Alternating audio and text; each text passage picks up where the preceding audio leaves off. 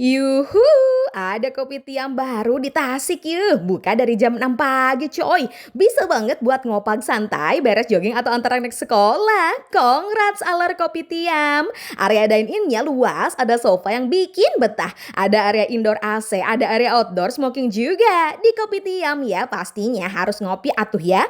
Harus cobain es kopi alor Melaka. Rasanya bold dan creamy, pahit-pahit kopinya nendang. Kalau pengen ngopi hot bisa pesan kopi tarik hazelnut, manis pahit wanginya nagih coy. Ada minuman unik juga nih barley, biji-bijian sereal yang ada manis-manisnya. Kalau pengen yang seger-seger ada kedong-dong kiamboy dan strawberry soda. Kiamboynya asam-asam seger pisan we. Di sini kalian gak usah takut salah tri. Banyak pilihan makanan berat yang bikin kenyang. Ada nasi lemak original, bisa pakai tambahan topping rendang, ayam goreng berempah dan sambal paru. Favorit mah rendang na empuk daging na.